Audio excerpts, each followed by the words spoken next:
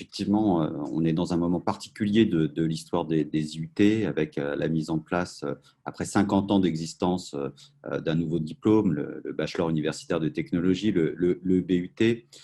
Effectivement, la mission principale de l'Assemblée des directeurs d'IUT dans ce contexte, ça va être d'accompagner l'ensemble des IUT pour réussir cette réforme, donc bien évidemment au service des usagers,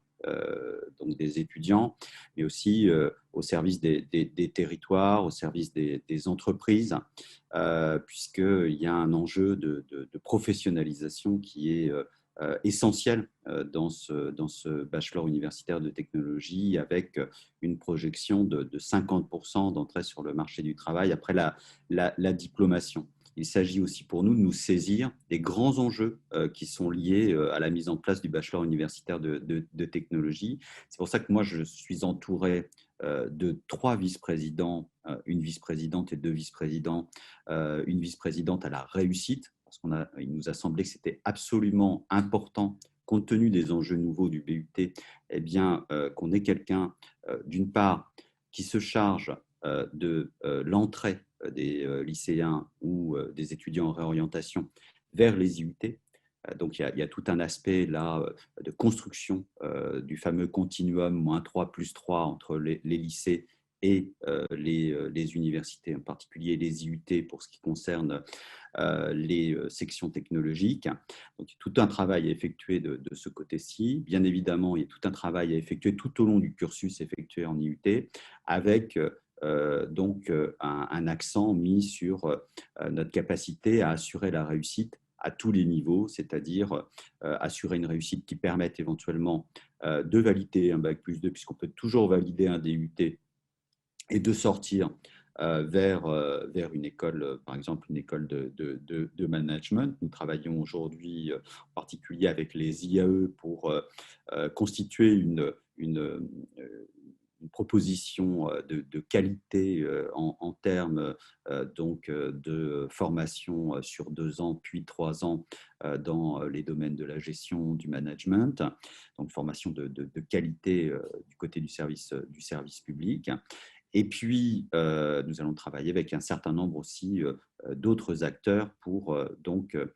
sécuriser d'éventuelles sorties à bac+2 vers un certain nombre d'écoles, soit côté management, soit côté ingénierie. Ça, c'est donc un gage de réussite. La réussite pour nous aussi, c'est faciliter les passerelles entrantes vers les années de BUT à partir des licences, à la fin d'une EL1 ou à la fin d'une EL2, hein, donc proposer la possibilité pour des étudiants qui sont en cycle classique en UFR, eh bien, de rejoindre le bachelor universitaire de technologie pour se professionnaliser si ce projet s'est constitué de leur côté au long de leurs études en UFR. Ou bien évidemment accueillir aussi, puisque c'est depuis un certain nombre d'années avec les licences professionnelles quelque chose que nous effectuons, accueillir donc des BTS, donc au cours de notre cursus, donc vraisemblablement à la fin enfin, après l'obtention de leur BTS et peut-être en début de troisième année de BUT. Alors les choses sont un petit peu à cadrer, à mettre en place, les conventions à travailler avec l'ensemble des acteurs de l'enseignement supérieur. Et les choses vont se mettre en place rapidement pour faciliter donc ces entrées et sorties à l'horizon donc de septembre 2023.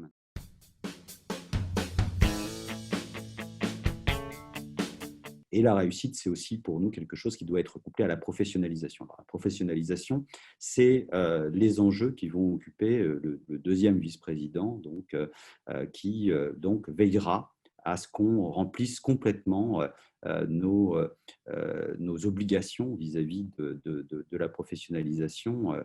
telles qu'on les a projetées par rapport à ce nouveau diplôme. Donc, professionnalisation tout au long du cursus de l'étudiant avec la possibilité de lui offrir à tel ou tel moment, soit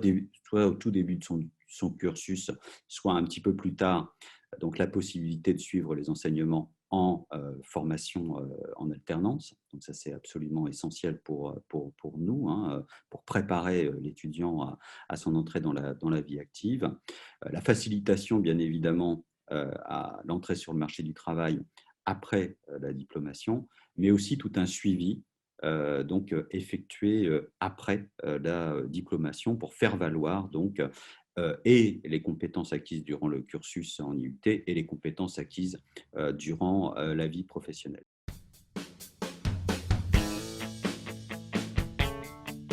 Effectivement, hein, ça demande aux équipes